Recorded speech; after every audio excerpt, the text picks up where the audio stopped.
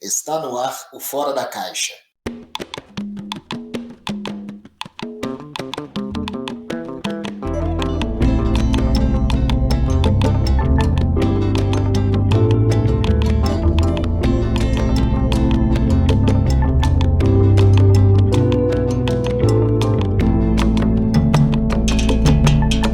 Bom dia, boa tarde ou boa noite, povo preto. Muito bem-vindos a mais um episódio do Fora da Caixa. Esse é o nosso 29º episódio. Nossa, como as coisas passaram rápido, né? Estou muito feliz e muito satisfeito com os resultados do último episódio, que foi sobre meio ambiente, e nós falamos sobre a questão, o aspecto das cidades. Foram 3 episódios dedicados a discutir a questão ambiental. E eu quero muito agradecer ao Marcone, a Thaís, a Isabela e a Janaína pelas incríveis participações. Sejam sempre muito bem-vindos ao Fora da Caixa. E nós estamos aqui de volta com mais um episódio incrível para vocês. Ainda estamos de pandemia, muitas notícias, muitas coisas aconteceram essa semana, né?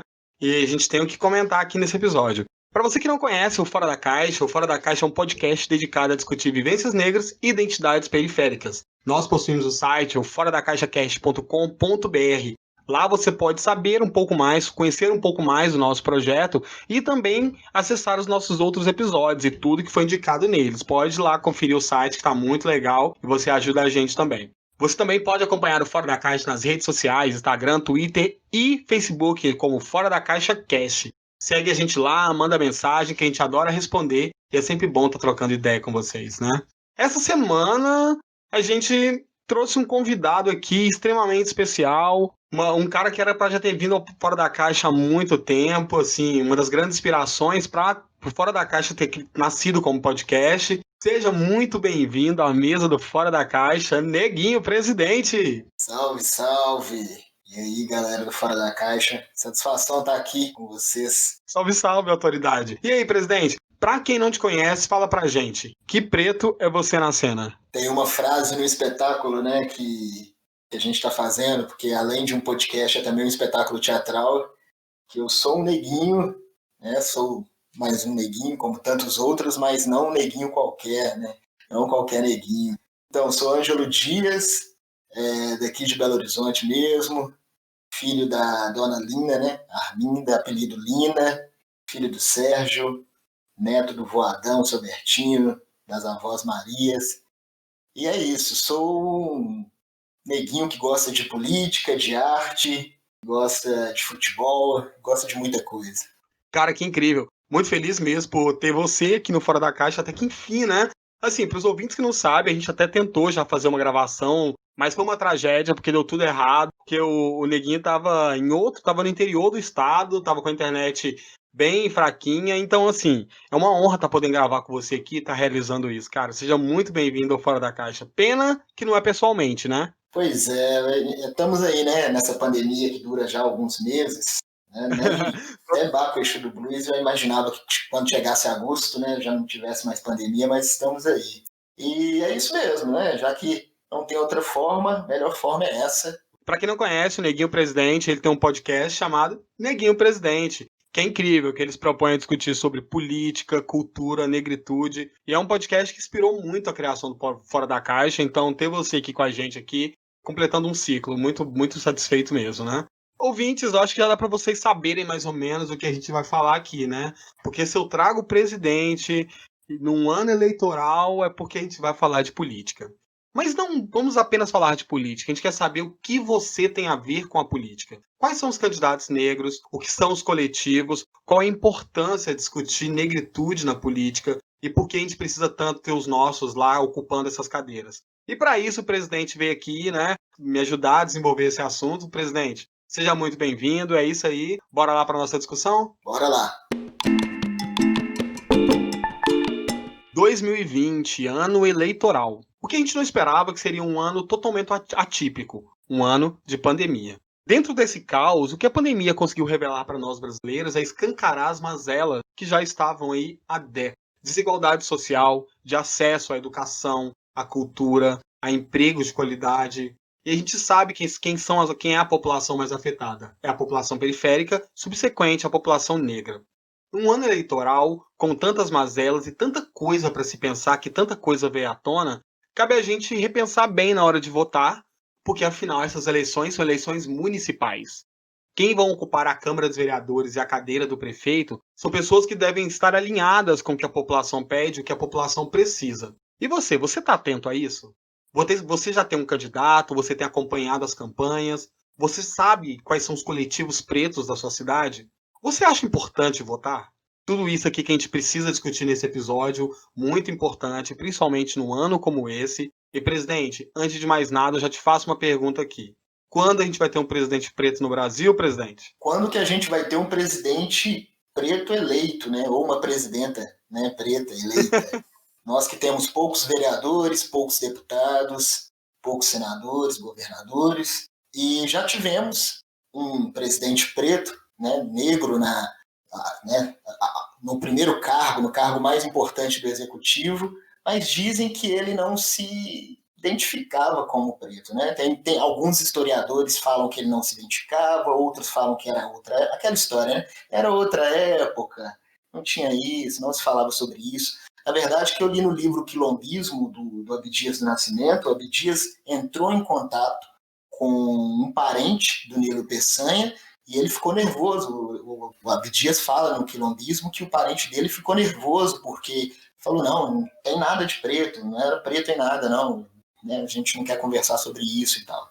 Então, quando será? Espero que não demore, né? A gente espera que não demore. Vejo que a gente está num caminho aí para que isso aconteça o mais rápido possível, uma presidenta ou um presidente preto. Exato, exatamente. Mas aqui, brincadeiras à parte aqui, né, sobre o nosso primeiro presidente negro oficial e declarado como negro, vamos explicar para os ouvintes aqui. Qual que é a importância de se discutir política? A política está no dia a dia, né? A política tá em tudo, né? Que a gente... No nosso dia a dia, né? Energia, na luz, né? Na energia elétrica, né? Que se você não tem energia elétrica hoje em dia, dificilmente você vai conseguir sobreviver, né? A gente depende muito da energia elétrica para tudo. No transporte, né? Na mobilidade urbana, quando você tem que se mobilizar, né? Sair de um local e ir para o outro na cidade, a política está ali nos preços, como eu disse, está nos preços da energia elétrica, está no preço ali da tarifa do ônibus, está no jeito de conversar também, isso também é política, né? No diálogo, né? Que você tem que conversar com o outro, né? Às vezes você não precisa concordar com o outro, mas você precisa ouvir, dialogar, isso também é política, né? Então, no preço do feijão, no preço do arroz, que hoje em dia só sobe, né? Preço da carne, os alimentos, tudo em geral. Então, para mim, a política está em tudo, assim. Na minha opinião, a política está em tudo, está no nosso dia a dia. Faz parte, né, desde quando a gente nasce lá na saúde, né, no hospital, até quando a gente falece, o preço do buraco lá vai enterrar a gente. Então, a política é importante no dia a dia. Mesmo que você não concorda, que você não gosta de política, você fala que não gosta de política, mas não adianta. Ela está ali no seu dia a dia. Então, assim, a gente sabe que a política está principalmente nas tomadas de decisões. Ou seja, envolve todos os aspectos da nossa vida: educação, saúde, segurança, entre outros aspectos, igual o presidente falou aí. Então, presidente, já que é tão importante e a política envolve todos esses aspectos, por que a gente tem tanto desinteresse por política no Brasil? Por que é tão normal a gente escutar do brasileiro que não se discute política, assim como não se discute futebol? Eu acho essa frase tão errada. Falam muito isso, né? Política, futebol e religião, né? Não se discute, Isso vem desde a educação, né? Da escola, assim, principalmente na escola pública, né? A gente tinha, não sei hoje, provavelmente hoje está melhorando, né? Que a gente já tem outras formações e tal, mas a criança, né? No meu caso, eu me lembro, assim, no ensino fundamental, ninguém falava, você pode ser um político, estuda para ser um político, você estuda para o mercado de trabalho, né? Para sobreviver de um salário mínimo.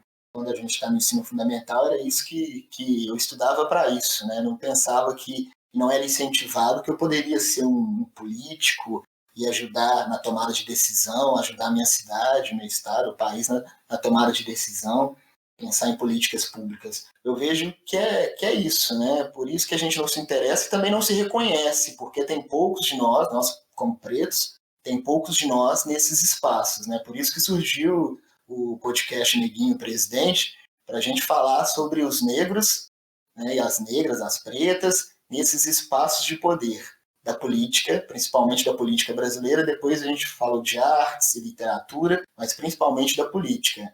A gente não se reconhece, eu vejo esses dois fatores. A gente não é incentivado, né? As crianças não são incentivadas, isso tem mudado, ainda bem, quando, né, no ensino fundamental e tal, desde o ensino fundamental, e também isso, de não ter, a gente não se reconhecer entre aqueles homens e mulheres que fazem parte do poder, né? E no geral também, não sei se você concorda comigo, mas eu sempre penso assim que como é construído nosso imaginário político também é muito confuso. Inicialmente, a gente tem a ideia da política daquele emaranhado de corrupção, de pessoas que não estão dispostas a trabalhar e que, independente de quem estiver ali, ele vai roubar e nada vai funcionar. Porque é como a gente vê a máquina pública no geral. É como o brasileiro vê a força do Estado. E é muito estranho isso, né? Essa descrença nossa em relação à política, como a gente aprende. Porque eu não aprendi no meu processo de educação que política é a minha educação, é a minha escola que eu estudo. Que política é o asfalto da minha rua, é o saneamento básico que consegue ser implantado, que tudo isso se faz dentro da política. Que política são as melhorias na periferia, é uma quadra de esporte, é um projeto social. Política está envolvendo tudo isso, mas a gente não aprende isso desde jovem. E assim, até nossa, ir desabrochando os olhares para tentar descobrir o que é política, na verdade. Levar essa discussão para a política, desenvolver esse interesse em adolescentes, na juventude, é muito complicado. Mas quando você trabalha para criar uma identificação nas pautas, no que tem sido trabalhado pelos candidatos, em quem está se candidatando, a gente consegue mudar um pouco esse cenário, não é? E atualmente a gente tem percebido uma mudança, um interesse maior da juventude pela política. Você acha que isso se deve a uma mudança de quem está se candidatando, de quem está ocupando a cadeira na política, de quem está se propondo a se fazer política e de que política está sendo proposta? Porque a juventude hoje se identifica com a política que está sendo proposta por um candidato também que está falando para aquela juventude. Não mais aquela política arcaica que a gente conhecia há um tempo atrás, do candidato que dava cesta básica, fazia promessas, todo mundo acreditava, mas hoje a gente sabe que são vazias. A forma da juventude também ter contato com política está mudando, né? E isso tem ajudado bastante, né? Sim, com certeza, né? A juventude quer participar, né? E ela está vendo essa possibilidade, ela tem percebido essa possibilidade através de algumas candidaturas que está aberto esse espaço para a juventude participar. E ela está percebendo que ela, tendo esse espaço, ela pode mudar as coisas, né? Que é possível mudar as coisas e de dentro, né? Eu vejo que a juventude brasileira, na verdade, ela sempre quis participar, só que não tinha, né, essas candidaturas, eram sempre as mesmas candidaturas, né, como aquele perfil homem, branco, rico, né, milionário, e agora está tendo essa possibilidade de ter essas candidaturas que acaba sendo um convite para a juventude se interessar, né, se interessar mais por política e participar mesmo. Ouvintes, esse ano é um ano de eleições municipais, ou seja, nós vamos eleger vereadores e prefeitos. Muitos candidatos, vereadores e prefeitos são pessoas que geralmente a gente conhece, são pessoas que moram nos nossos bairros, então são eleições diferentes das eleições que a gente elege governadores e presidentes. São eleições mais regionais, o que tornam, para mim, elas um pouco mais caóticas, porque são muitos candidatos de vereadores, muitas propostas, são 10 vereadores no mesmo bairro tentando uma vaga ali, e aí eu vejo que a população às vezes se perde um pouco em quem apoiar, em qual proposta acreditar, e geralmente os vereadores do bairro mesmo, que estão tentando ali uma chance, não conseguem muito votos, não conseguem se eleger. É sempre muito padrão as eleições municipais, né? Mas para os ouvintes entenderem, quais são os aspectos assim que envolvem as eleições municipais? A gente sabe que nós vamos eleger vereadores. Para os ouvintes entenderem, qual é a responsabilidade dos vereadores no município? Pois é, muito importante, né? Como você disse mesmo, os vereadores, eles estão mais próximos, né, da comunidade, no dia a dia, muitas vezes é até alguém que você conhece, um vizinho, ele é um candidato, né? E os vereadores, ele tem que fiscalizar, né, o trabalho do prefeito e propor leis, né, propor melhorias para a cidade. Então, relacionado ao transporte, ao posto de saúde, tem muito projeto, né, até mesmo de nome de rua, né? Então é muito importante que está mais próximo assim, o candidato a vereador e o vereador, né? Só que, como você disse, acontece isso, né? De nem sempre aquele que está próximo de você, aquele vereador do seu bairro, ele é eleito, né? Aquele candidato do seu bairro, ele é eleito. Eu vejo isso importante. O papel principal para mim do vereador, além de fiscalizar, né, o prefeito, né, o mandato do prefeito, o que ele está propondo, as contas, né, ver se ele está investindo dinheiro ali mesmo, né, investindo dinheiro da forma que deve investir para a melhoria da cidade, e também propor leis para um melhor convívio de toda a população de uma cidade, né? E o prefeito? Quais são as responsabilidades desse cara? O prefeito, ele, né, faz parte de um poder executivo, ou seja, ele tem que, em todos os aspectos, né, assim como os vereadores, né, seja na saúde, educação, transporte, segurança, né, ele tem que pensar e propor políticas públicas. O prefeito também pode propor, né, não só os vereadores, né, podem propor leis para a melhoria da cidade. Então ele tem que, de uma maneira, né, com o seu secretariado, da melhor forma possível, eu vejo que assim que ele cuidar da melhor forma possível da cidade, né, e buscar resolver aqueles problemas que a cidade vem sofrendo, né, nos últimos anos. E são vários problemas, muitas vezes com chuva, né, problema com chuva, que na verdade é a falta de políticas públicas, né, da resolução desse problema com o passar dos anos. Aí é muito fácil colocar a culpa, né, na chuva e tal, é desastre natural e tal, sendo que os problemas não foram, né, resolvidos. Questão da moradia também, moradia digna, né, são essas coisas, né, que o prefeito ele deve cuidar da cidade, né, cuidar, né, para que a população viva da melhor forma possível e que a cidade possa progredir. Mas que progresso é esse também, né? Será que é um progresso pensando só financeiramente ou um progresso pensando em viver cada vez melhor com dignidade, né? Vereadores, geralmente, vamos lá, como a gente diz, né, os vereadores estão próximos do bairro, geralmente é um tio seu, padrinho seu, é o seu próprio pai, ou até você é o próprio vereador que está concorrendo. E geralmente você quer trazer melhorias ali para o seu bairro, para sua região, porque esse é um dos motivos de você estar se candidatando. Por que que é tão difícil, por exemplo, que algumas obras, intervenções, algumas necessidades da periferia que são muito importantes e emergenciais, os vereadores não conseguem atender? Pois é, o vereador ele vai ter que contar também com os outros vereadores, né? E aí ele tem que, além de ter um bom projeto para a resolução daqueles problemas, isso é muito importante, né? Que às vezes tem um problema ali, mas às vezes não tem um bom projeto de resolução, questões técnicas mesmo, né? Então ele tem que ter uma boa equipe, né? Um gabinete, eu vejo que, né, com pessoas capacitadas para desenvolver aquela resolução, né, aquele projeto de lei, né, para criar aquele projeto para resolver o problema. E também ele tem que contar, aí que entra a política também, né, que é a questão do diálogo, né, do convencimento. Muitas vezes ele tem que sensibilizar o outro vereador, né, para que tenha ali um aliado, um vereador aliado, e consiga ali os recursos, né, seja através de uma lei, né, através de um diálogo com o executivo, consiga os recursos para resolver aquele problema de determinada região. Porque é isso, né? Às vezes fica um vereador no seu canto.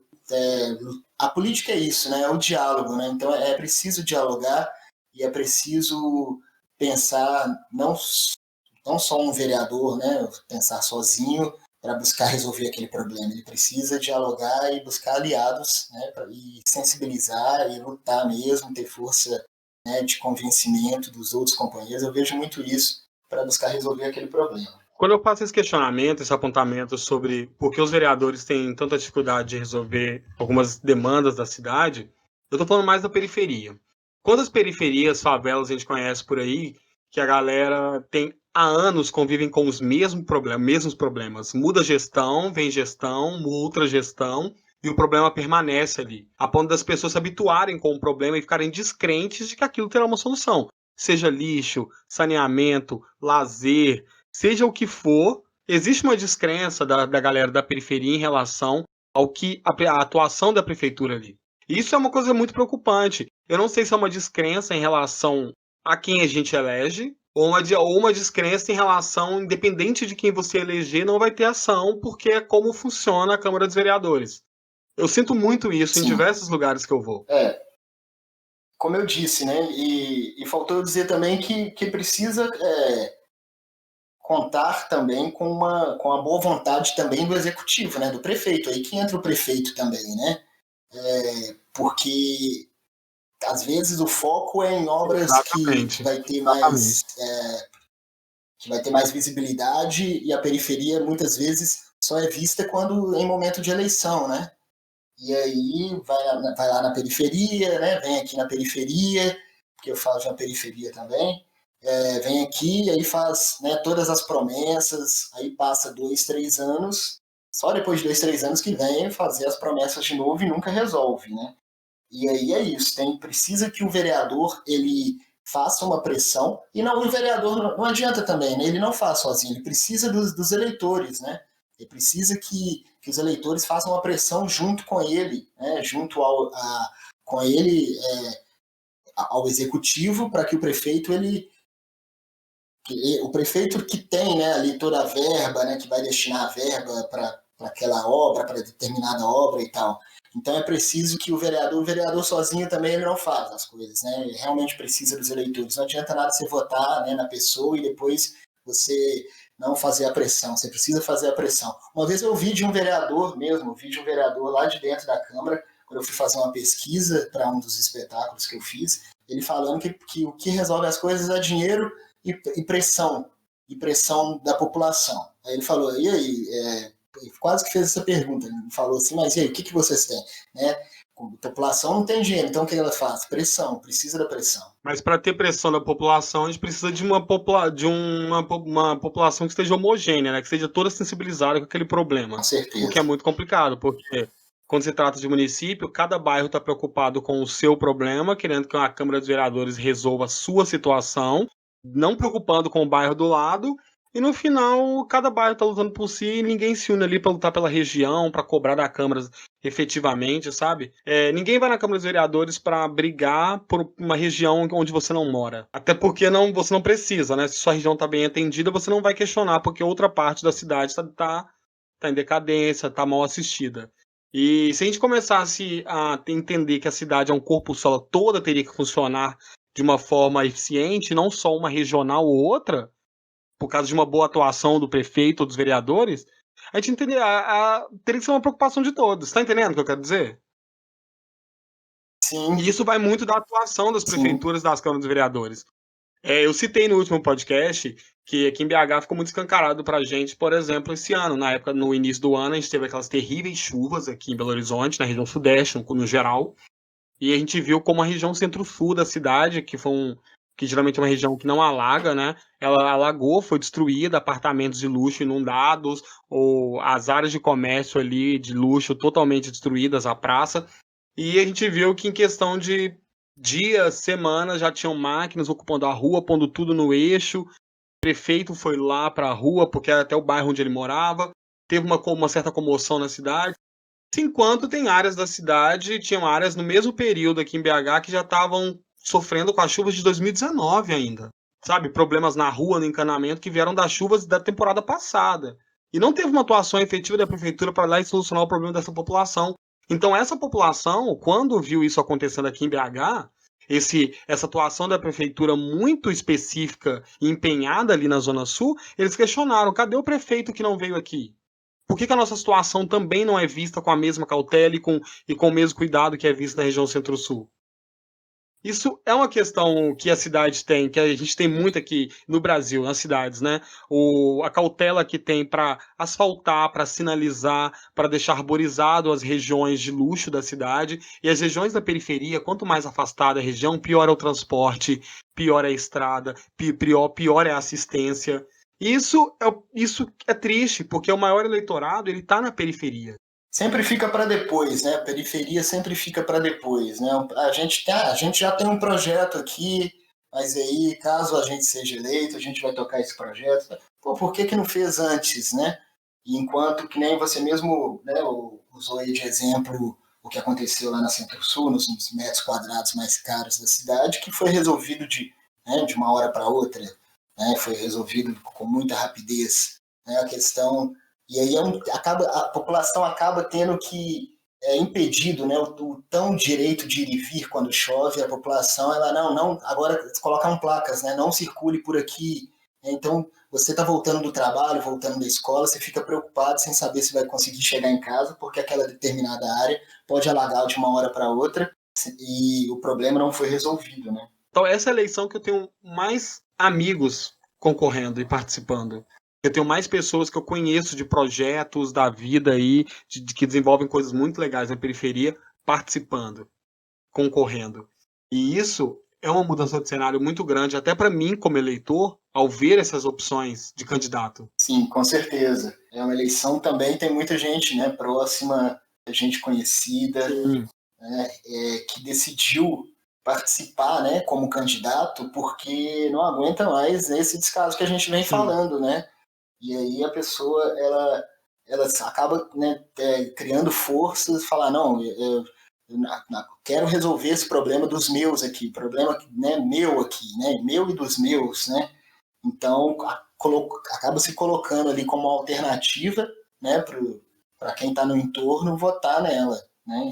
Isso é muito interessante e é quem sabe que precisa, né? Esse tipo de candidato, ele sabe o que ele precisa, porque ele sofre, né, daqueles problemas no dia a dia, e aí ele, né, cria força para se candidatar. Eu admiro muito essas pessoas, né, que mesmo com toda a descredibilidade que foi sendo criada na política no país, né, muita gente tem gente que não aguenta, que nem você mesmo falou, tem gente que não aguenta mais ouvir falar em política. Tem, né, ao mesmo tempo que eu tenho amigos que se candidatam, tem amigos que falam, é tudo igual, é tudo a mesma coisa, não aguento mais falar disso. E aí eu falo, mas a política está no seu dia a dia, não adianta você fugir, faz parte do seu dia a dia. Mas mesmo com toda essa descrença, essa descredibilidade da política, essas pessoas, eu admiro muito elas que se colocaram aí à disposição, né, para ser uma alternativa de mudança mesmo. Isso leva até uma discussão aqui, que é, se a gente for falar da composição do cenário político brasileiro, a gente sabe que, majoritariamente, ele sempre foi cis, hétero e branco. Correto? Correto. A gente está vivendo momentos na sociedade, nos últimos anos, aí, de mudanças de vários paradigmas. A gente está colocando muitas coisas em xeque. E a gente não tem aceitado muita coisa. A gente tem questionado tudo que a gente pode, o que é extremamente importante. Na política não é diferente. Quando você olha para o cenário político, você quer mudar ele, você quer que aquelas cadeiras sejam ocupadas por um reflexo real da sociedade. Ou seja, quem está na sociedade hoje? As pessoas negras, as pessoas trans, as travestis. Onde estão as pessoas periféricas? Onde estão essas pessoas no cenário político atualmente? A gente sabe que elas estão tentando ocupar essas cadeiras, mas a gente sabe que ainda o número de mulheres ocupando cadeiras políticas é baixo, o número de gays é baixo, o número de travestis é baixo, o número de pessoas negras ainda é muito baixo. Em 2020, nessas eleições municipais, a gente está vendo uma grande mudança, que é o que a gente comentou aqui, uma grande quantidade de candidatos que promovem a diversidade disputando as eleições, tentando disputar as eleições. Porque o caminho não é fácil, a gente sabe que não é. E uma das alternativas que surgem para ajudar essa galera são os coletivos. Neguinho, explica pra gente, o que são os coletivos? Os coletivos, né, que vem aí como alternativa, coletivo que vem aí nas últimas eleições, vem aumentando cada vez mais, né? Eu fui convidado para fazer parte de um coletivo, né? No coletivo você tem uma diversidade, ao invés de ter um candidato, né, ou uma candidata, você tem uma candidatura coletiva com vários pensamentos, com experiências diferentes, né? Com pontos de vista, com características diferentes, né? Dentro do mesmo coletivo, né? Que acaba criando aí uma pluralidade, né? de uma candidatura mais diversa, né? Isso é muito interessante. E nessa eleição agora que a gente está vendo cada vez mais, a gente está vendo aumentar esses números, esse tipo de candidatura, né?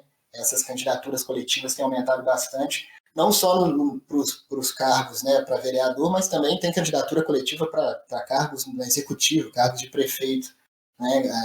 Em Vitória, aqui em Minas Gerais, no Rio de Janeiro.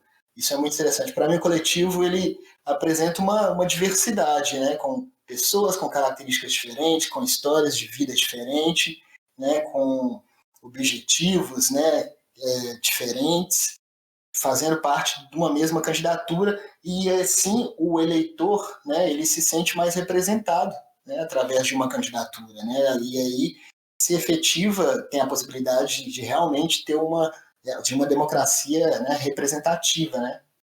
Sim, cara, eu acho esses coletivos totalmente importantes. Eu acho que nessas eleições eles têm tomado mais forças, porque eu tô vendo vários coletivos, um mais legal que o outro, umas propostas mais interessantes, e a forma deles se divulgarem também tá muito legal. Uma coisa que eu sempre me pergunto, nós só a população negra no Brasil, que é periférica, que tá sempre aí precisando, né, discutir algumas coisas, está levantando que passam pelos mesmos problemas, dependendo das cidades que elas estejam. Os problemas são quase os mesmos, né, das periferias. Se a população negra é tão significativa, por que a gente não consegue eleger candidatos negros de forma efetiva? Essa é uma pergunta, né, que vem sendo feita aí durante muito tempo, né? Tem um pesquisador, né, que eu até gostaria de falar dele aqui, né? Eu venho falar dele aqui, que é o Osmar Teixeira Gaspar, que quando eu comecei o podcast e quando eu comecei a pesquisa, né, dos negros nos espaços de poder, eu vi uma entrevista dele na internet, Osmar Teixeira Gaspar, e a tese dele fala sobre direitos políticos e representatividade da população negra na Assembleia Legislativa do Estado de São Paulo e na Câmara Municipal de São Paulo, e uma tese de doutorado de 2017. E nessa tese de doutorado ele fala de todas as dificuldades, né, que as pessoas negras enfrentam durante a sua candidatura, né? E o Osmar Teixeira Gaspar, infelizmente, ele faleceu em julho, a tese dele está para ser lançada em um livro, né? E aí nessa tese ele fala de todas essas dificuldades, que ele estudou bastante isso, né?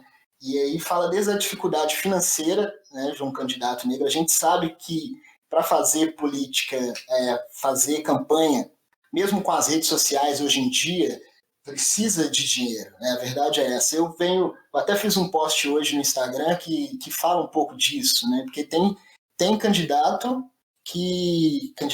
né, negro que eu conheço, né, que ele não recebeu ainda dinheiro nenhum do partido, e a gente já tem, faltam 20 e poucos dias para a eleição, né, já temos mais de 15 dias de campanha e ele não recebeu dinheiro e o partido está cobrando uma prestação de contas já dele, sendo que ele nem recebeu dinheiro ainda.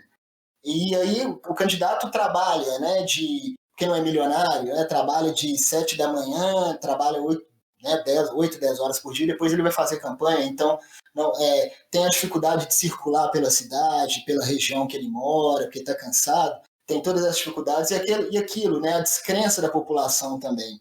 Muitas vezes a pessoa mora perto dele e não acredita nele, tem um pouco disso também, né, e são todos, né, e tem outros fatores também, né, como eu disse, questão financeira é muito importante para se fazer campanha.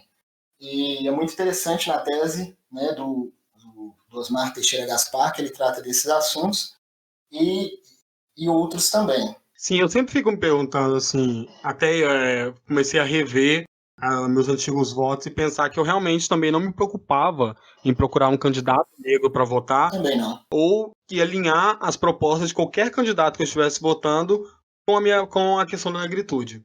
Hoje é uma coisa que está primordialmente, a primeira coisa que eu quero num candidato é esse tipo de proposta. Qual que é o diferencial? Basta ele ser negro? Não exatamente. Mas um candidato negro ali falando pela negritude, propondo coisas para a juventude, ele vai chamar muito mais a minha atenção do que qualquer outro candidato. E ele deveria também chamar a sua atenção, ouvinte. Eu tenho certeza que no bairro que você mora, no lugar que você mora, tem um candidato a vereador aí que é jovem, que é mais velho, que é negro, que está com propostas incríveis aí para trabalhar a negritude, para trabalhar a questão de lazer, de juventude, e talvez você não esteja prestando atenção ou dando muito valor. Eu acho que vale a pena procurar, hein? Vale a pena, só estou dizendo aqui. Com certeza tem, né? Eu acho que nunca teve tantos candidatos negros. E, como você disse também, né, gays, trans, travestis, por uma questão de sobrevivência mesmo, né? E esse eleitor, né, que é jovem, que é negro, infelizmente, né, eles estão, né, tem o genocídio da juventude negra, Então, nada mais é do que legítimo e importante, por questão de sobrevivência, a gente ter representantes, né, negros, né, lutando por nós. É o que eu penso, virou uma questão de sobrevivência mesmo. Né? Mais do que nunca ocupar esses espaços também é uma questão de sobrevivência. A gente precisa de pessoas que ocupem esses espaços, que estejam dispostas a olhar para a cidade de forma diferenciada. Que esteja disposto a olhar para a periferia com um olhar mais carinhoso, ou com um olhar, como um olhar político mesmo, olhando as mazelas que ali tem, o que precisa ser feito, o que aquela população precisa de assistência, de melhoria. A gente precisa reconstruir a forma que a política é feita nos municípios a partir de quem ocupa essas vagas, essas cadeiras. Olha, infelizmente, a gente sabe que não deveria ser assim, mas se um candidato que é trans, se um candidato trans não ocupar uma cadeira, dificilmente outros candidatos vão colocar essas questões em pauta. Você está entendendo? Com certeza. Se um candidato negro não subir ali, dificilmente essas questões vão estar ali na mesa de discussão da Câmara dos Vereadores. Uma mulher também. Então a gente começa a ter que ocupar esses espaços para que uma mudança haja. A gente está ocupando a sala de aula, a gente está ocupando as empresas, a gente está ocupando todos os espaços. Mas se a gente não ocupar o cenário político, a mudança não está acontecendo. Não adianta nada ficar discutindo aqui fora, ficar criando projetos, se a gente não conseguir mudar a estrutura política. E mudando a estrutura política, a gente consegue aumentar essa discussão e nossas possibilidades futuras. Tem que romper isso agora. Não adianta ficar construindo um futuro pensando num mundo diverso, que não haja preconceito, que seja intolerante, se a gente não estiver disposto a mudar como esse mundo é guiado. E o nosso mundo é guiado por leis, por sistema político democrático. E a gente tem que fazer parte dele. Não só se candidatando, mas também procurando entender, procurando acompanhar, procurando fazer valer. Nem todo político é igual. A política, nem todo político é corrupto. O sistema político não é falho. A gente tem que, como brasileiro, é muito complicado dentro da nossa história com a política, de tudo que a gente já viu ao longo dos anos de corrupção e afins, em todas as escalas, né, federais, estaduais e municipais. É complicado pedir para o brasileiro ter fé na política. Muito complicado. Muito complicado, mas talvez com as novas pessoas que estão propondo, os coletivos, essa nova forma de fazer política, talvez a gente consiga quebrar essa barreira. Sim. E essa imagem que o brasileiro tem da política, ela foi construída também através de uma mídia, né? Através de uma mídia que tem ali, né, quem manda, quem é dono dessas mídias, né? São as altas classes, e aí a propaganda que vai estar ali, né? O que vai estar ali no noticiário vai ser só essa imagem negativa, né? Essa imagem da corrupção da política, né? A política é corrupta e tal. Se a gente for observar as coisas, os projetos, né? Os bons exemplos de projetos de melhoria de uma cidade, poucas vezes isso vai para o noticiário, né? Isso vai para os sites, né? Para os sites de notícias. Quando vai, aí a divulgação, né? Do político, né? Do prefeito, do governador e tal, assim. Com dinheiro público também, né? E então eu vejo que a mídia também tem muita importância nessa imagem que passam da política, essa imagem, né, da corrupção, como se a política fosse só isso. A gente sabe que tem, né? Claro que a gente sabe, isso está no nosso dia a dia, é óbvio que a gente sabe, né? A gente é afetado por isso, quando falta uma merenda, quando o posto de saúde está lotado, né? O transporte público está do jeito que está, a gente sofre isso, a gente sabe que o dinheiro foi desviado, mas também tem as coisas positivas. A gente consegue ver também o que é feito de bom, né? O que teve realmente de melhoria, muitas vezes pela nossa cobrança, né? Manifestações na rua, por cobrança, por greve, né? Que a gente vê isso acontecer. Se não fosse isso, né? Isso não, né? Nem essas coisas boas não teriam. Mas é muito importante a gente ver, procurar pesquisar sobre os bons projetos, né? Os projetos de, muitas vezes, políticos jovens que já estão aí, né? De políticos jovens, de conselhos, né? A saúde hoje no Brasil, né? A saúde, a gente tem vários problemas com o SUS, mas a gente viu com essa pandemia, se não tivesse o SUS, ia ter morrido muito mais gente pobre, né? A maioria que morreu foi pobre, mas se não tivesse o SUS, ia ter morrido mais gente ainda. E o SUS foi uma conquista, né? na Constituição de 88, uma pressão popular, né, dos conselhos de saúde e tal, que pressionaram então. Então, eu vejo o SUS como um exemplo disso. Muita gente fala muito mal do SUS, mas imagine se não fosse o que seria da gente se não tivesse o SUS uma pandemia como essa, né? Então, eu vejo o SUS como exemplos positivos, né, da política que a gente tem que buscar, né, para a gente tirar da mente essa ideia de só tem corrupção, só corrupção. Olha pro lugar onde você mora. Pensa em tudo de errado que tem aí que você gostaria de mudar. Tudo que a população que mora nesse lugar merece. Ela merece cultura, ela merece lazer, ela merece uma qualidade de vida. E tudo isso uma boa política pode oferecer. Se você começar a olhar ao seu redor, você vai começar a entender o porquê você precisa de política e o porquê você precisa ser um ser político. Para você conseguir mudar esse seu entorno. E não só você, as pessoas do seu entorno também precisam ter essa mesma compreensão. Mas a gente está muito habituado a viver com esses problemas, a ponto de normalizar eles. Se próximo à sua casa tem um bota-fora, que as pessoas jogam lixo, e sempre foi um bota-fora há 20 anos, para você aquilo não vai mudar, porque sempre foi assim. Na época que seu pai morava ali já era assim, na época do avô dele já era assim. Mas as pessoas que estavam ocupando a cadeira política na época deles não estavam dispostas a mudar aquilo ali. Ou as pessoas que moravam ali também não estavam dispostas a questionar aquilo, o que eu duvido, porque as pessoas sempre estão dispostas a questionar. Mas não deveria ter um bota-fora aí, deveria? Não. Então, a gente tem que fazer alguma coisa com isso. O que você poderia fazer, por exemplo? Quais são os candidatos que você poderia procurar, por exemplo, para questionar uma solução para isso? Porque muitos candidatos aparecem nesses momentos, Neguinho, você concorda comigo, com propostas muito vagas, né? O bairro ali tá com saneamento, tá com o esgoto a céu aberto, tem um bota fora, tem lixão. A galera precisa que na época das enchentes tenha uma maior assistência ali nas ruas, porque o asfalto solta. Mas o cara vem com umas propostas assim que não é o que a população realmente precisa. Eu entendo porque ele não pode prometer tudo isso, porque não depende dele, depende do coletivo da Câmara dos Vereadores, né? E é por isso que as propostas eleitorais, geralmente, elas não são tão convincentes assim. Porque não adianta ele prometer que ele vai mudar o bairro, sendo que não depende dele mudar o bairro, depende da Câmara dos Vereadores.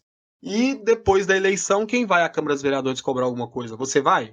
Eu conheço poucas pessoas que depois de eleger alguém, vai atrás do candidato para exigir alguma coisa, para conversar com ele, para procurar saber qual o próximo passo dele. E a gente pode fazer isso. Sabia que você pode ir na Câmara dos Vereadores? É um espaço, né, de todos nós, né? É um espaço de todos nós. E o vereador, ele tem a obrigação de te receber.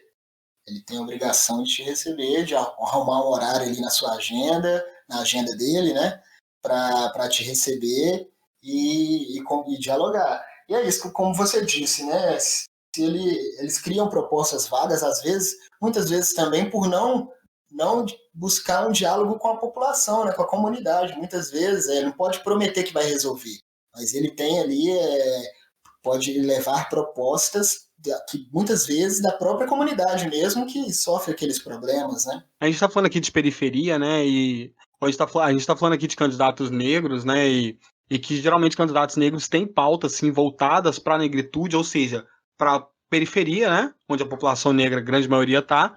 Mas aqui, Neguinho, do que a periferia realmente precisa?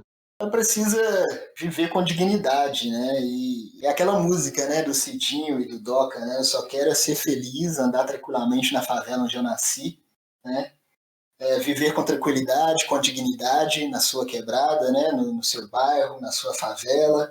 E dignidade que eu falo é com rua asfaltada. A gente tem um problema de saneamento básico muito grande no país ainda, que mesmo com com os últimos governos, muitas vezes até progressistas, não foi resolvido. É um absurdo isso. E esses problemas de saneamento básico vai atingir totalmente a periferia, né? Mesmo com uma lei que garante a universalização do saneamento básico, a gente não consegue atender nos grandes centros urbanos ainda, assim, a gente não consegue resolver, aumentar esse percentual de áreas com saneamento básico ofertado. Em Belo Horizonte a gente tem grandes problemas e vai ano, político, o problema ainda persiste. A gente pode listar aqui vários problemas que não vão embora a cada 4 anos, que eles continuam. Gestão vai gestão e tem problemas que permanecem. Isso é onde o sistema político falha. É surreal uma população que tem que conviver com o mesmo problema durante 10, 15 anos. Eu entendo que as cidades são imensas, eu entendo que os problemas são muitos, mas essa população precisa de assistência. Foi para isso que ela elegeu esse representante. O mínimo, a gente não, sabe, as pessoas acham que geralmente a Com periferia ela tá certeza. exigindo transformação. A periferia ela só quer ser feliz. E ser feliz é dignidade, ou seja, qualidade de vida. Saneamento básico, é o mínimo. O mínimo que você precisava ter é uma água tratada, energia e saneamento básico. A gente pode cobrar asfalto, educação, lazer, sim, mas a gente está cobrando saneamento básico. Não é irreal que as pessoas têm que conviver com esgoto a céu aberto, correndo risco de doenças, da casa via abaixo, porque as áreas ficam pantanosas, né? Ficam úmidas. E é surreal, isso é surreal. É surreal que tem que sair alguém dali para ocupar a cadeira na prefeitura ou na Câmara dos Vereadores para propor uma mudança para aquele lugar. Porque existe um grande abismo entre quem morar naquele lugar e pensar sobre aquele lugar. A gente vê muito isso também na questão do transporte, né? E que aí os chefes, né, do executivo, prefeitos, são vereadores, são poucos que pegam transporte, né? E aí sempre falam de um lugar, né, que até mesmo o técnico, né, da nossa empresa de transporte que a gente tem em Belo Horizonte, a BH Trans, eu vi uma vez ele comentando uma coisa absurda, porque fica nítido para você que aquela pessoa nunca pegou um ônibus cheio na vida, né? Nunca pegou um ônibus cheio na vida e é isso. Né? Será que é um absurdo, como você disse, são problemas de básico, né? Saneamento básico, o básico de muitos e muitos anos. E aí que só vai para o noticiário quando acontecem tragédias, né? Alagamentos, tragédias, quando acontecem mortes. E ainda assim, passa 1, 2 semanas, aquilo cai no esquecimento, fica só na promessa e acaba virando mais uma promessa de campanha para uma campanha seguinte, né? Então é isso que a pergunta que você fez. Né? A periferia quer viver dignamente. Lembra de um vídeo que até viralizou, que é tipo um vereador, prefeito, não lembro, que ele vai até uma periferia que é próxima a um córrego assim, a população tá toda acompanhando ele, aí do nada a população empurra ele dentro do córrego e começa a bater nele. Você já viu esse vídeo? Eu acho que eu já vi. Acho que é bem aquilo ali que a população tem vontade de fazer com muitos criadores e muitos prefeitos. Porque não vai. Tem duas questões. Muitas das vezes as obras, os projetos são entregues, e muitas das vezes eles são entregues uma qualidade extremamente duvidosa, que não dura na primeira chuva. Ou seja, Tem que existe refazer. todo o investimento ali público do Estado, né, do município, com licitação para contratação, com obra para começar a executar o serviço, executa o serviço com material muitas vezes barato e inadequado para fazer economia no contrato do município, não sei qual as justificativas, são obras porcas e a população fica mais uma vez frustrada, porque eles são anos esperando aquela obra, aquela intervenção. Quando a obra acontece, fica pior depois. Quantas obras a gente viu aqui na cidade que ficam piores depois, que bem a primeira chuva leva tudo que foi feito, a prefeitura tem que fazer uma nova contratação. E, gente, como assim? Por que a gente não faz um serviço para durar? Sabe, a gente faz serviços, a gente faz sabe? Ai, eu nem fico puto com isso. Pois é, pois é. Muitas vezes são financiadores, essas empreiteiras, né, são financiadores de campanha que antigamente podia, né, financiar a campanha como empresa, mas acabam burlando um jeito de financiar a campanha por doação, né, pessoal que foi liberado e tal. E dá para a gente até pensar, será que não é por isso, né? Será que não é porque financiam a campanha e aí faz aquela obra mais ou menos, para depois ter que voltar e fazer de novo? E o dinheiro público né, vai indo e o problema não é resolvido. A gente já teve de tudo nessa cidade, né? Até prefeito falando que não é babá, né, de ninguém, tipo assim, um prefeito que teve e falou, começou a chover, não passa por aqui, entendeu? Isso não é responsabilidade do prefeito, o prefeito não é babá, né, que a gente lembra muito bem.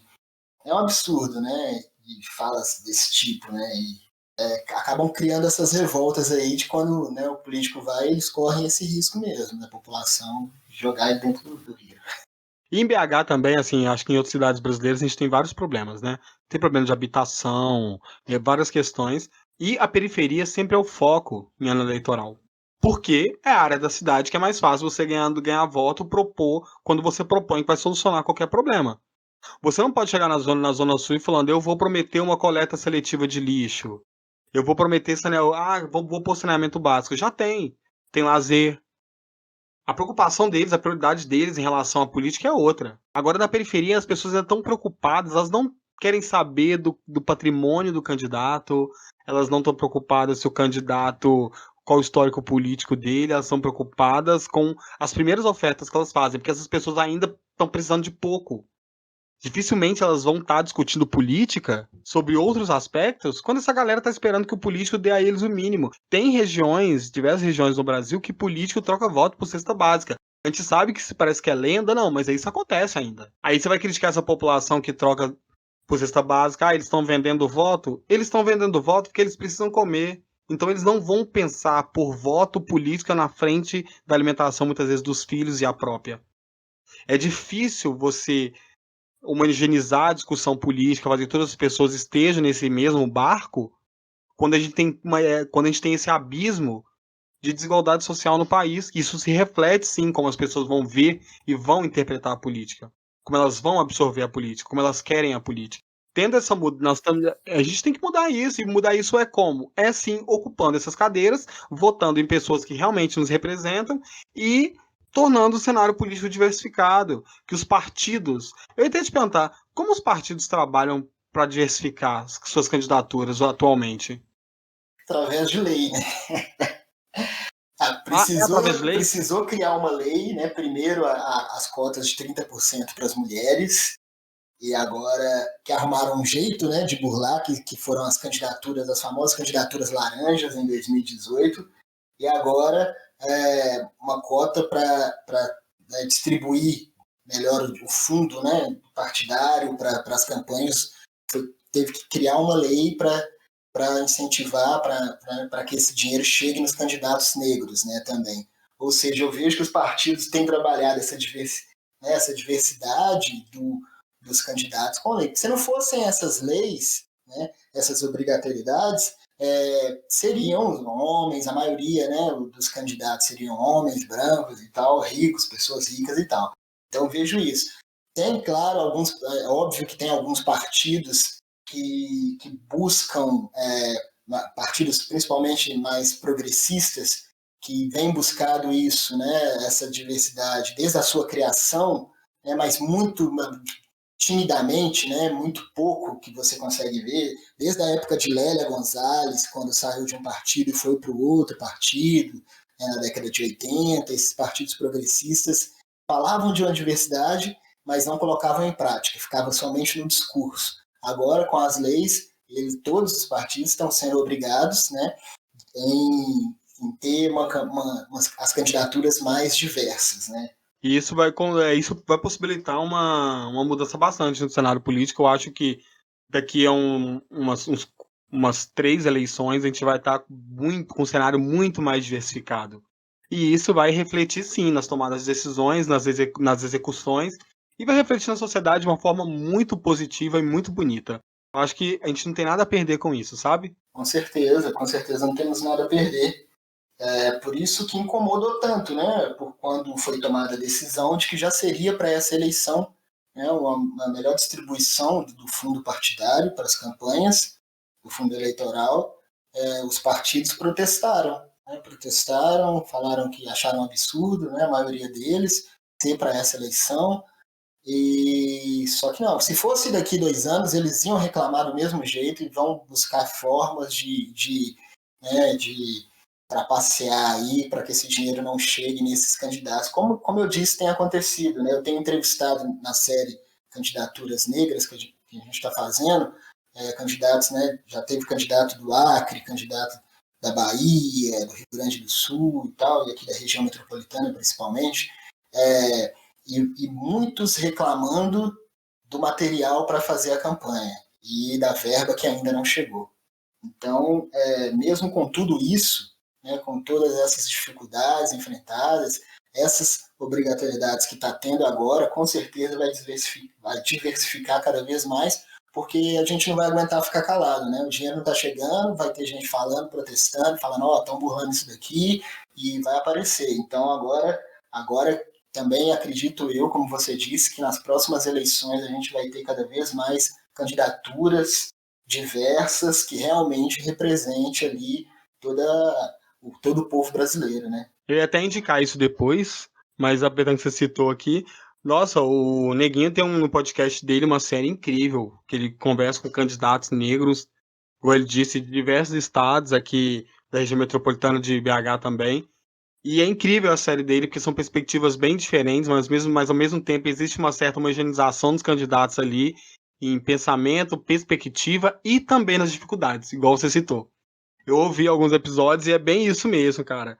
E é surreal, né? Mas assim, a dificuldade ela vai existir, principalmente nesse início, nessa mudança inicial de ocupar aquelas cadeiras, de tentar diversificar os partidos, mesmo que seja por lei, que institucionalize o direito àquilo, uma hora vai mudar, uma hora nós vamos ser maioria ocupando aquele espaço e essas absorções vão acabar já parando essas arestas com o tempo, sabe? É a minha esperança, é como eu gosto de ver as coisas. Igual a gente mudou o cenário educacional, ocupando mais vagas nas faculdades, a gente começou a ter mais pessoas negras formadas e ocupando cargos de liderança aqui fora e vagas importantes, a gente vai começar a mudar o cenário político da mesma forma. Com certeza. Eu acho que só pra gente terminar aqui, Neguinho, antes da gente partir para o próximo quadro, você ouvinte, com certeza você já pensou sobre isso, sua mãe, o seu pai, alguém fala muito isso, ou talvez sua família toda faça isso. Mas o que a gente pode falar sobre as pessoas que votam em branco ou votam nulo? O que isso reflete na eleição? Qual a importância disso? Pois é, bem triste, né? É um direito da pessoa, né? A pessoa tem o direito de votar branco, votar nulo, mas isso demonstra que ela está votando para ter aquele comprovante que você recebe no final da eleição, né? No final ali do seu voto, depois que você vota branco ou nulo, você vota, né, no candidato que você escolheu, que você foi ali somente para cumprir um dever, né, que aqui no Brasil é obrigatório votar, e sendo que você é possível, né, você ter um candidato que você se identifique, que você acredite nele, que realmente te representa, né? Tem ainda mais nessas eleições que tem vários candidatos, assim, uma diversidade muito grande. Creio eu que tem muito mais possibilidade do eleitor se sentir representado. Mas tem isso, né, do branco, tem muita gente que fala, né, que o voto branco vai para quem está ganhando, tem gente que fala que até o voto nulo também, e eu vejo como isso, que a pessoa que vota branco ou nulo, ela está indo mais porque é obrigatório mesmo, ela precisa do comprovante, então ela já está totalmente descrente, né, da política e está indo só por esses motivos mesmo. Cara, concordo plenamente. Eu acho que o anular o voto e o votar em branco é basicamente, tudo bem, assim, a pessoa dizendo, não, eu não quero participar disso, eu tô descrente, não acredito em ninguém, não vou votar, não quero fazer parte disso, mas assim, você não tá deixando de fazer parte do processo porque você está votando em branco. Você só realmente não tá dando uma foto, um nome ao seu voto, né? Enfim, eu acho que as pessoas tinham que cada vez votar menos em branco e tornar válida a sua participação ali, sua voz válida, mas isso também vai vir com o reflexo de como a gente vê a política. A partir do momento que a gente muda como a gente vê a política, a gente vai achar importante votar, porque é válido votar, porque aquilo vai fazer sentido para mim. Enquanto a política não fazer sentido para você, dificilmente você vai conseguir sensibilizar ou se identificar com muitos desses pontos que a gente falou aqui.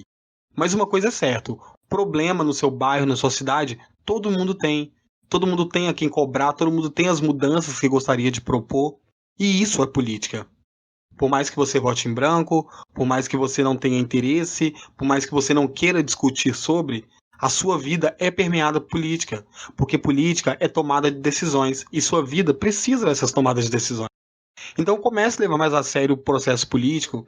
E se você nunca se identificou com aquela política arcaica e ultrapassada que sempre preponderou aqui, né, nos municípios e no Brasil, vamos ficar atento a essa nova política que está sendo construída, aos coletivos, às candidaturas negras, propostas diferenciadas, porque são propostas muito diferenciadas do que a gente via convencionalmente de todos os vereadores.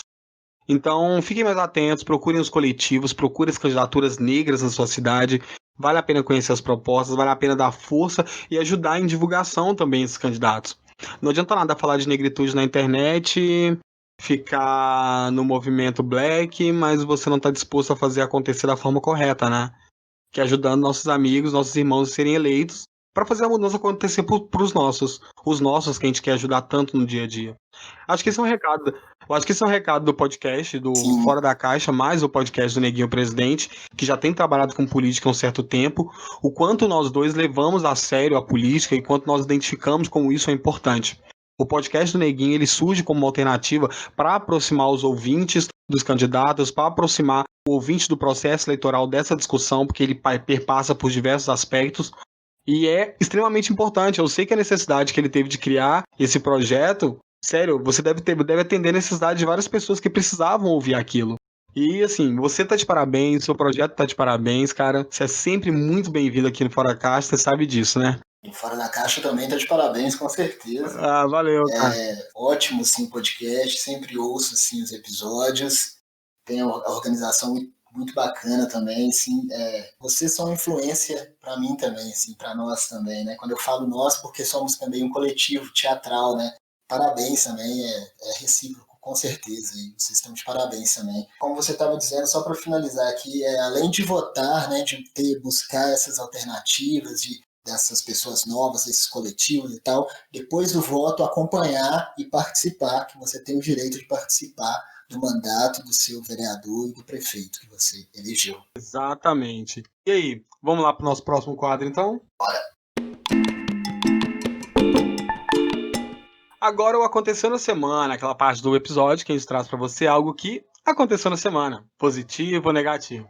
Eu, infelizmente, só tenho coisas negativas aqui para falar. Pensando aqui se tem alguma coisa. Então, vamos falar assim, Neguinho, eu trouxe 2 coisas aqui negativas, eu acho que é bom a gente falar só essas 2, aí você vai comentando comigo, porque eu acho que você vai se interessar também. A primeira coisa que eu quero falar aqui, com certeza você ficou sabendo, o ouvinte ficou sabendo, qualquer pessoa ficou sabendo, é sobre o comentário da sócia, uma das fundadoras, cofundadoras do Nubank, um dos bancos que foi de queridinho a uma fundação racista, em uma semana.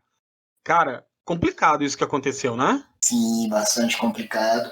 Eu até postei hoje, ao mesmo tempo que essa cofundadora, ela foi sincera, né? Ela foi sincera até demais ali. E esse é o pensamento, provavelmente, dela e também da instituição, né? Ficou bem nítido isso, né?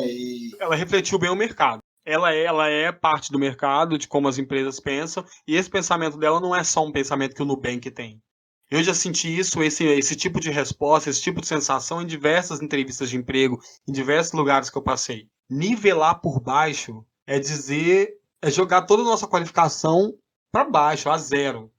Ou seja, é onde uma empresa que não espera nada de pessoas negras. Ou seja, você chegar numa empresa desse, onde você vai encontrar as pessoas negras trabalhando, ocupando que funções, já que não nivelam por baixo? Entende? Mantém aquele padrão de encontrar pessoas negras ocupando a segurança, a guarita, a bancada de informação, ou com a vassoura e com o rodo na mão.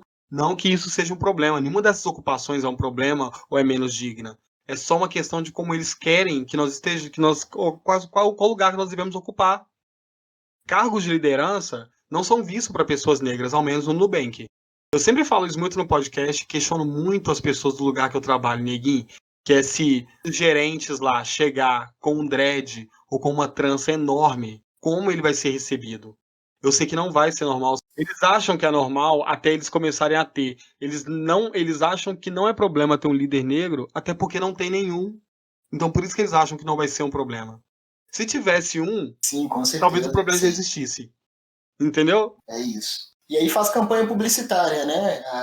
Teve uma pessoa que até comentou comigo hoje, não, mas eu lembro de uma campanha publicitária do Nubank que tem uma pessoa negra e tal. Eu falei, pois é, na hora de ter, né, várias, né, contas, né, de pessoas negras como cliente, porque sabe, né, que a população, né, negra no Brasil é maioria, e é interessante. Agora, colocar um cargo de liderança, aí já muda totalmente, né? Aí ela fez aquela cara, né? Nossa, eu tô procurando uma pessoa para trabalhar junto comigo, e nisso ela já estava pensando, né? Ela já sabia, né? Para ela, só que eu imagino que ela estava pensando, nossa, eu tô procurando, eu nunca encontro uma pessoa negra porque não quero nivelar por baixo, né? Foi quando ela disse, né? E, por exemplo, se ela não conhece pessoas negras qualificadas, ela tem que olhar que ela tá dentro de uma bolha do caramba. Não é? Porque eu convivo com pessoas negras qualificadíssimas.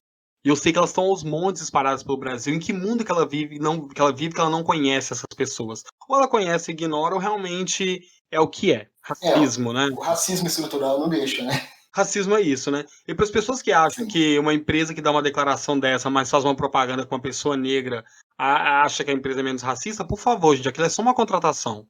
Eu contrato você para ser modelo de propaganda e foto aqui da minha campanha, exatamente não reflete o que minha empresa pensa ou como minha empresa age. Para você ver se uma empresa realmente é racista, verifique os cargos de liderança, verifique os cargos de coordenação, verifique a quantidade de pessoas negras trabalhando e que são contratadas naquela empresa. A gente não precisa de um líder negro, a gente não precisa de uma pessoa negra na empresa. A gente está cansado de representatividade. Cadê a proporcionalidade? Cadê? Né? Fica complicado, porque surgiu com o Nubank, mas isso podia ter acontecido com qualquer empresa. Qualquer banco faria isso que o Nubank falou. Ou agiria assim, dependendo. Sabe? O que é muito triste, mas ao mesmo tempo eu fico feliz quando vem à tona, porque escancara de uma vez a ferida, e eu gosto, porque, assim, aí vem aquela onda de cancelamento, vem toda essa discussão, vem quem apoia, vem quem não apoia, a gente cortando o cartão do Nubank, a gente dizendo que é muito exagero, que não é para tanto, que é uma empresa exemplar, e o racismo é exatamente isso, gente. Ele vai pegar essas coisas que todo mundo vê como bonito, como exemplar, que nunca erra, e mostrar que a falha tá nisso. E ninguém espera isso vindo de uma empresa tão promissora, tão jovial, tão millennial igual o Nubank, né? É uma empresa que estava adaptada a atender a juventude e a geração atual, e ela falhou de uma forma que ela provou que ela não está pronta para atender a geração atual. Ela não está pronta para atender a geração nenhuma com um comentário desse. Talvez ela não represente a empresa como um todo, né? Igual tem dito por aí, que ela é só uma cofundadora, uma das sócias, mas quando você verbaliza isso, é complicado. Bem complicado. E aí tem aquilo, né? Nos comentários felizes, aí sim, ela representa o Nubank, né? As coisas que eles acreditam que sejam boas, ela falando, representa o Nubank. Aí quando fala uma coisa que. Aí não, ela não representa o Nubank, é só um comentário. E as pessoas acham que não tem alternativa, né? E a gente já tem bancos digitais. Eu estava pesquisando, Afrobank, Banco Afro, The Black Bank, bancos digitais que são feitos, pelo menos, né, na sua essência, de pessoas pretas para pessoas pretas, né? É bem interessante que as pessoas também busquem, né, acaba sendo motivo para buscar essas alternativas, né? Exatamente, cara. E a outra informação que eu trouxe aqui é porque essa semana, né, para todo mundo aí surpreendeu com os acontecidos na Nigéria, né? Todo mundo nas redes sociais se mobilizando para tentar entender o que aconteceu, mas na Nigéria está tendo protestos já tem alguns meses, não começou agora. E os protestos têm vencido contra a violência policial. O que tem acontecido nos Estados Unidos, até aqui mesmo no Brasil, combate à força policial à violência do Estado. E como a gente combate isso é como o Pretinho disse, fazendo pressão. E pressão é manifestação, é ocupando as ruas. Em junho deste ano, né, a Anistia Internacional soltou diversas denúncias de tortura e abusos por parte dos policiais na Nigéria contra os manifestantes. De início agora de outubro, o país ferveu, né, contra protestos contra a violência das forças de segurança. Isso levou milhares de pessoas às ruas de Lagos, a capital da Nigéria. E esses protestos, essa semana, foram reprimidos com disparos de armas de fogo. Eu vou repetir isso. A polícia combateu os manifestantes com armas de fogo. Os manifestantes estavam protestando contra a violência da polícia. O número de mortos varia bastante, né? A Anistia Internacional afirma que são em torno de 50 a 60 mortos. Agora o governo diz que são 38. Então, assim, o governo ainda nem admite, sabe? A imprensa local lá que fica chutando uma morte em torno de 30 a 40, a Anistia fala 50. Mas o governo mesmo não divulga os dados, ele nega que haja mortos, os hospitais estão com muitas pessoas feridas, e isso deixa o clima um pouco mais quente, porque a população está muito mais revoltada, né? Mas eu imagino como a situação está triste e caótica, porque a polícia possui arma e o exército ocupando as ruas com homens armados e botando as pessoas para dentro de casa, graças ao toque de recolher.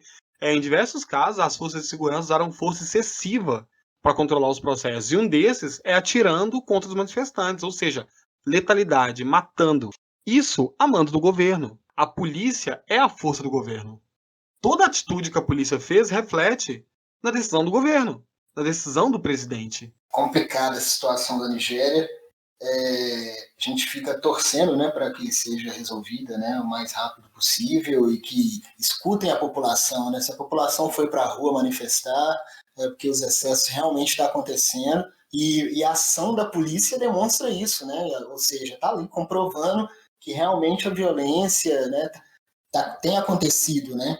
Senão a população não teria ido para a rua. Uma outra coisa que eu chamo a atenção também, que não seja motivo para que as nações, né, ajam de maneira oportunista, né, como a gente sabe muito bem, né? Vamos acabar com a violência, como tentaram fazer aqui na Venezuela, né? Vamos acabar com a violência lá na Nigéria e intervir lá na Nigéria como salvadores, né, do mundo. A gente sabe muito bem de quem que a gente está falando, né? Esperamos que também não aconteça isso.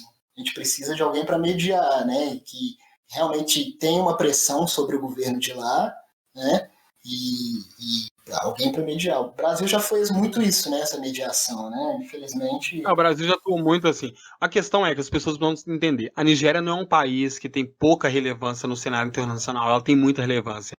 É o país mais populoso da África. Lagos é uma das maiores cidades africanas e uma das maiores regiões metropolitanas do mundo. Sabe, tem uma grande quantidade, uma população enorme, ou seja, tem uma certa importância no cenário internacional e no cenário do continente africano. Então, as decisões políticas, o sistema político falho desse, onde a população é morta dessa forma num protesto, isso é muito significativo. Porque a Nigéria deveria liderar a África na democracia, nas decisões em prol do povo, por ser o país mais populoso, um dos países mais envolvidos e mais economicamente importantes do setor ali. Então é muito complicado, é muito triste. A comunidade internacional, lógico, está reagindo das piores formas possíveis, né? Tanto na Europeia e tal, mas ainda tem coisa para desenrolar ainda sobre os acontecidos, sobre o que vai acontecer, porque as forças armadas continuam ocupando as ruas. Mas eu bato palma sempre para as redes sociais, né? Que as redes sociais, mais uma vez, fazem um bom papel, igual na Tailândia também. Na Tailândia tá tendo vários protestos e lá as redes sociais estão caindo, porque na Tailândia é uma ditadura, o governo controla uma grande parte das coisas. Sim. E na Tailândia, dependendo dos protestos que estavam acontecendo, o Twitter e as redes sociais estavam ficando fora do ar. Ou seja, as pessoas que moravam em outros países não estavam sabendo exatamente o que estava acontecendo na Tailândia, porque estava tendo um apagão de informações. Isso é algo muito preocupante. No século XXI, a gente começar a ver morte dos sistemas democráticos. Tudo bem que lá é uma ditadura, não um sistema democrático, mas é alarmante esse tipo de vitória, né? Enfim, eu acho que é isso, presidente. Isso. Alguns pontos positivos que a gente pode falar, alguns fatos positivos da semana entrando nessa onda do protesto, os protestos no Chile, né? Sim. E também a vitória progressista na Bolívia. A gente não sabe muito bem o que isso representa, porque não somos de lá, mas a Bolívia teve uma tentativa de golpe no ano passado e que aí a gente teve uma vitória progressista na Bolívia nessa semana. E esse protesto do Chile também, né? Teve alguns protestos contra igrejas lá, que apoiavam a ditadura, chegaram a apoiar a ditadura do Pinochet e tal. Eu vejo como fatos positivos, né? Ai, cara, então é isso. Mas vamos lá pro nosso próximo quadro, de preto para preto? Bora lá.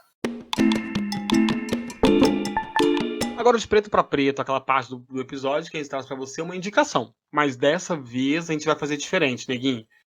Quero que você aqui comigo me indique candidatos. Vamos falar para os nossos ouvintes, principalmente aqui de BH, da região metropolitana. Quem são os candidatos que você está de olho, que a galera deve ficar de olho, tanto para presidente, tanto para prefeito, tanto para prefeito quanto para vereador. Olha, tem dois candidatos, né? Na verdade, é uma candidatura coletiva, assim, primeiramente, né, que vem na minha mente é a Neguinha e o Neguinho, né? São dois são dois candidatos, assim, que fazem parte do PPPP, Partido Popular do Povo Preto. São dois candidatos do povo para o povo que estão concorrendo aí nessas eleições. O PPPP é o 31, Partido da Neguinha e do Neguinho. Mas falando de outras candidaturas, nossa, me pegou agora, porque tem várias, né? Aqui em Belo Horizonte, nossa, tem muita gente, né? As candidaturas da UP, assim, né? Que tem candidatos, a Edinha, que é a Edna, né? Que é candidata de ocupação, né? Os candidatos da UP, da Unidade Popular, que é um partido novo que surgiu, foi aprovado agora em dezembro, e tem essas candidaturas surgindo das ocupações. Né? Nossa, são vários, é difícil falar assim de um.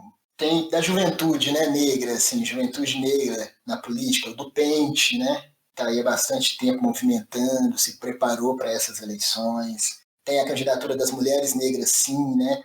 Tainá e Alauana.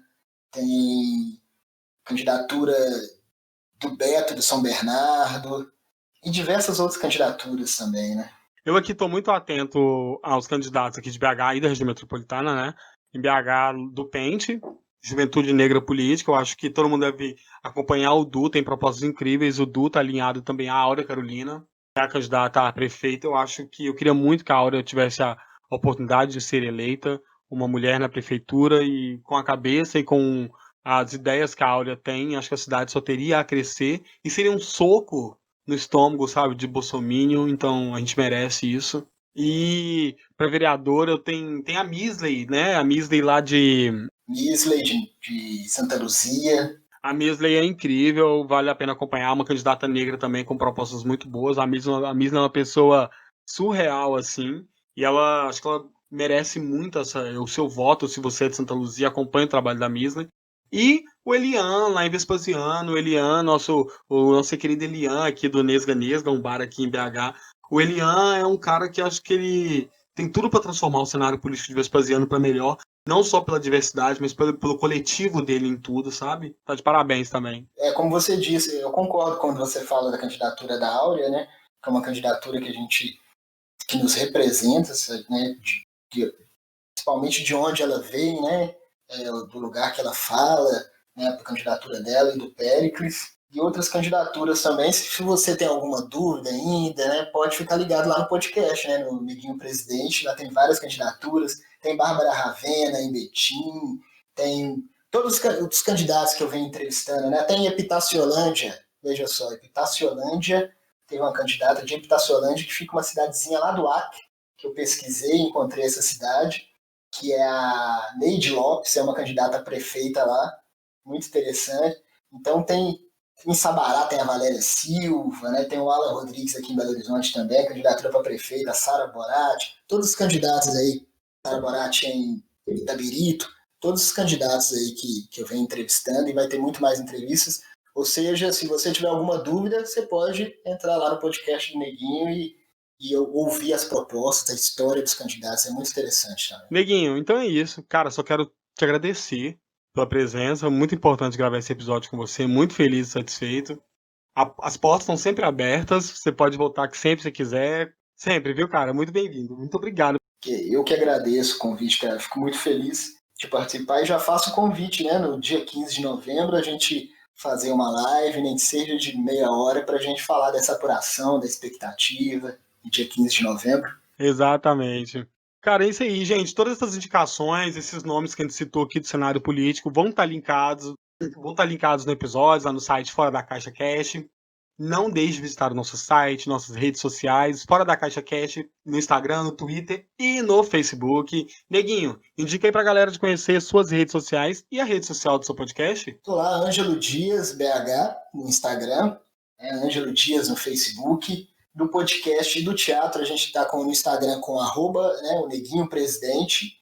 E em breve, na verdade, na semana que vem, nossa cena vai participar do festival Cenas Curtas do Galpão Cine Horto, que vai ser online de 29 de outubro a 1º de novembro. Você vai poder votar na nossa cena para a gente ser escolhido para fazer um espetáculo teatral. Então, no Instagram vai ter mais informações, Neguinho Presidente, e Neguinho Prefeito no Facebook, que é a primeira parte do espetáculo teatral, né, essa primeira parte que a gente está construindo. Mandar um abraço para todo mundo do coletivo, né, o Lucas Costa, a Larissa, Douglas, Júlio, Maria, todo mundo que faz parte do coletivo aí, Stacy, Reis. Então é isso, gente. Vai lá no Instagram, Neguinho Presidente, Facebook Neguinho Prefeito. Estamos na podosfera antifascista também. Vi que o Fora da Caixa também tá, né? podosferaantifascista.com.br e nos tocadores de podcast aí, os principais tocadores, estamos lá Sim. também. Você que me indicou. Muito bacana, né? São vários podcasts. Então é isso, ouvinte. Me siga lá nas redes sociais, @elfaustino, porque eu também gosto de bater papo. É só chegar trocando ideia, vem de DM que a gente gosta. É isso aí. E é isso aí, gente. Até semana que vem com mais um episódio Fora da Caixa. Eu vou entrar de férias daqui a 2 semanas, eu tô muito ansioso. Vou ficar umas 2 semanas aí sem mexer com podcast, vou poder descansar um pouco minha cabeça. Que maravilha. Porque por mais que eu goste de fazer podcast, isso aqui é cansativo, mas é isso aí, né? A gente se propõe, tem que fazer. Neguinho, então é isso aí. Bora lá? Tchau, tchau. Beijos e Tchau, tchau. Muito obrigado. Satisfação. Longa vida aí ao Fora da Caixa. longa vida. Bye.